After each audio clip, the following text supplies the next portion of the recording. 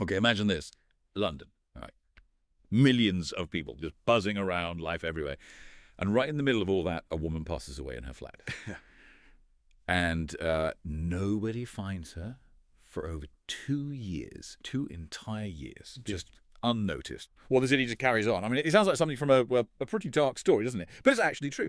So today we're doing a deep dive into the really profound and kind of extraordinary story of Joyce Carol Vincent. Our mission here is to try and understand how something like this could even happen. How someone who was apparently so vibrant, so connected, could just, vanish, disappear from view, and only be found years later.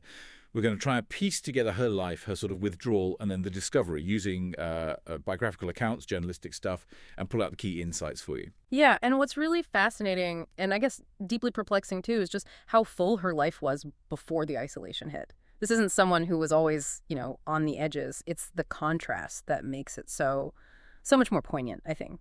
We'll look at those really vivid early years and then what led her to pull away and, well, the system failures that meant she wasn't found for so long. And it really was quite a life. Joyce Carol Vincent, born October 19th, 1965, in Hammersmith, London. Her parents came over from Grenada, so she was a Douglas descent that's mixed African and Indian heritage, which is common in the Caribbean. Her early life, though, it wasn't totally straightforward. She lost her mother at 11. Oh, wow, that's young. Yeah, raised by her four older sisters, and apparently a difficult relationship with her father, too. And despite leaving school at 16, no qualifications, she was clearly, really capable, very driven. Absolutely. She wasn't just drifting. She landed secretarial jobs at some pretty big firms, right, in the city of London, the financial heart. We're talking big names, OCL, Ito, which is a huge Japanese company, Law Debenture. And she even spent 4 whole years, in the Treasury Department at Ernst & Young, one of the big four accounting giants, up until 2001. So that shows, serious professional ability, especially given she started with no qualifications on paper. Right. So not just getting by, but actually thriving in these really demanding corporate places. But it wasn't just work, was it? Her social life sounds, almost legendary. It really does. Friends called her beautiful, intelligent, socially active, upwardly mobile, a real high flyer. She knew a lot of people, especially in the London music scene back then. But this is interesting, right? Because knowing lots of people, being seen as social, it doesn't always mean you have that deep safety net. In a big city, it's surprisingly easy to slip through the cracks, even if you seem really connected. And the stories about who she knew is pretty incredible. Like she was at the Nelson Mandela tribute concert at Wembley in April 1990. Just imagine being there. And there's apparently video of her backstage, and she actually met Mandela. Shook his hand. Wow, met Mandela, Yeah, once-in-a-lifetime stuff. And reportedly met others, too, like Benny King, Gil Scott-Heron, Betty Wright, spoke to Isaac Hayes on the phone, even had dinner with Stevie Wonder. Seriously? Stevie Wonder? Yeah. I mean, it paints a picture of someone really in that world, deeply connected to this fascinating cultural scene. It's such a striking contrast, isn't it? Meeting global icons, working in high finance. And it makes sense why her friends, when she disappeared later, just assumed she was, off somewhere having a better life than they were. But people often project that, don't they? But it really highlights how someone with so many contacts might not have had those really deep crisis-proof relationships, perhaps. Which makes the next part, the shift, even harder to grasp. Despite all that connection, all that success, her life takes this really sharp, heartbreaking turn. Let's get into that period where things started to change, where she moved towards isolation. So March 2001, she resigns from Ernst & Young. Why? We don't actually know. But it was a big moment. After that, things looked very different. She spent time in a domestic abuse shelter in Haringey, worked as a cleaner in a budget hotel. That's a huge shift, professionally and personally, just stark. It really brings up that big question, doesn't it? How does someone with all those connections, that kind of life, just become disconnected, utterly cut off? And it seems it was deliberate during this time. She became estranged from her family. Yeah. And they didn't just let it go. They looked for her, hired a private detective, contacted the Salvation Army. Nothing. They eventually felt she must have deliberately cut ties herself. So not just drifting apart, but an active decision to break away. Any idea why? What was going on there? Well, people have speculated, maybe shame, about the domestic abuse, perhaps, or just the huge change in her circumstances, her job, where she was living. Or maybe it was fear. Fear of her abuser, making her feel she had to go completely off-grid to be safe. It really shows the kind of psychological impact that trauma can have, forcing people into extreme isolation sometimes just to feel protected. A really sad choice to have to make. And then her health started to become an issue, too, adding another layer of difficulty. She had asthma. And in November 2003, she ended up in hospital for a couple of days. Vomiting blood, it was due to a peptic ulcer. Oh, gosh. So clearly dealing with a lot, physically and emotionally. Then, February 2003, about, 10 months before she died, she moves into this bedsit flat above the Wood Green shopping city. A bedsit, for anyone unfamiliar, it's basically one room, living, sleeping, all in one. Pretty basic. And this particular flat was owned by the Metropolitan Housing Trust and was often used to house people escaping abuse. Right, so that detail kind of underlines the situation.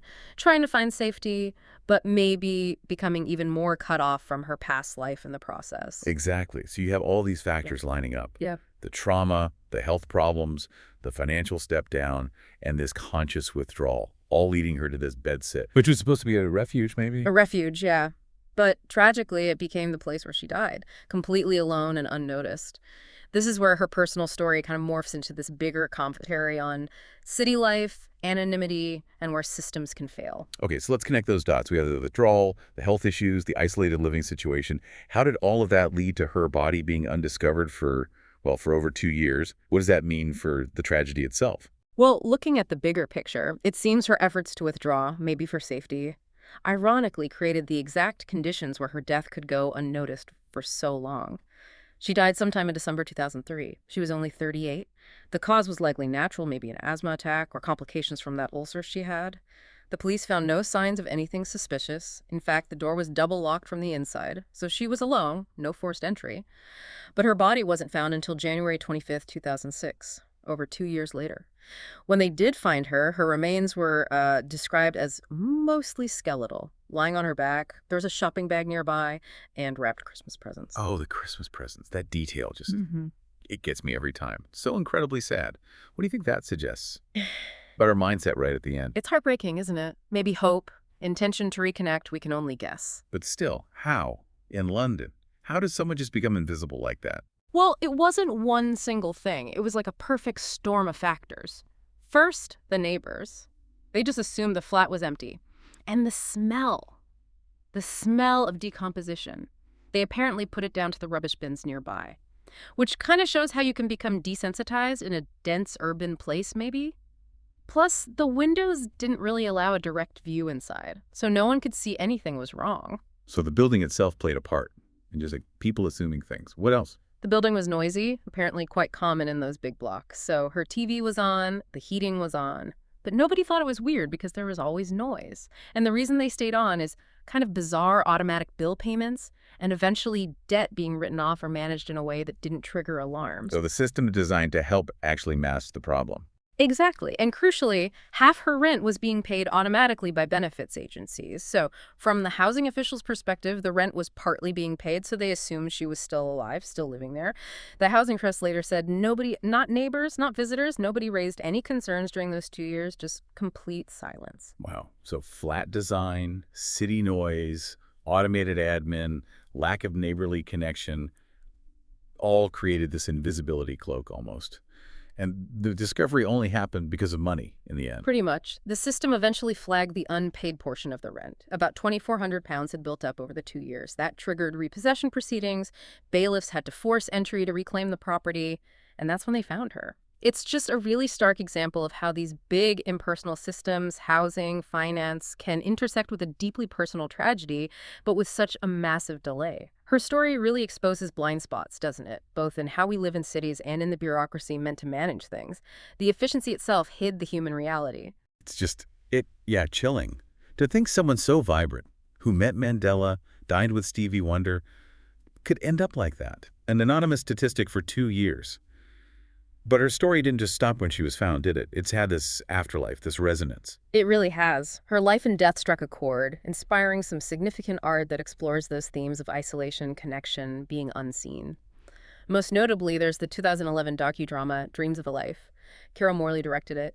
It starred Zawe Ashton playing Joyce, and it used interviews with people who actually knew her. It did an amazing job of piecing together her vibrant past.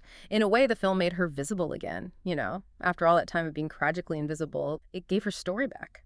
That's a really powerful legacy, isn't it? To be remembered through art, claiming her narrative like that. And the inspiration carried on beyond the film, too. What else came out of it? Why do you think her specific story hit so hard for artists? Yeah, it definitely resonated further. I think it tapped into these really universal fears we have about being alone, about losing connections, about being forgotten.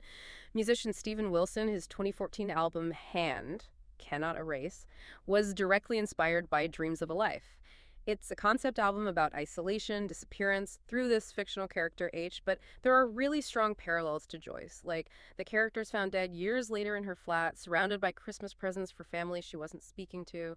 Almost exactly Joyce's situation. It shows how her experience became this really potent symbol for wider feelings of alienation in modern life. There's even a band called Miss Vincent named after her.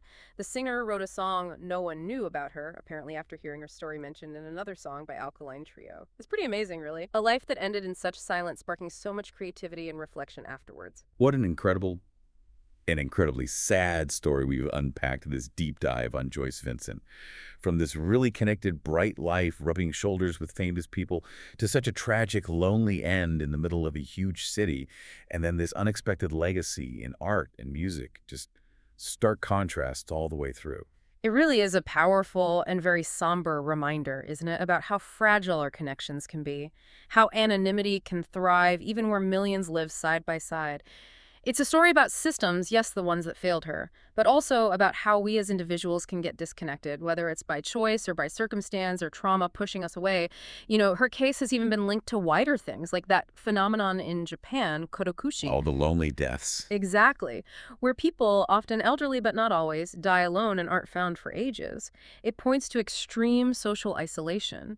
Joyce's story tragically shows this isn't just about old age, she was young. It highlights how loneliness can exist beneath the surface in busy urban lives, regardless of demographics. It definitely leaves you with a lot to think about.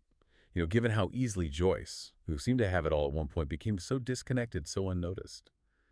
It makes you wonder, what small things can any of us do in our own lives, in our communities, to maybe strengthen connections, to make sure people around us don't just vanish, whether they mean to or not. It certainly makes me think about my own connections, people I haven't spoken to in a while, just the value of staying genuinely in touch in this incredibly busy, sometimes isolating world we live in.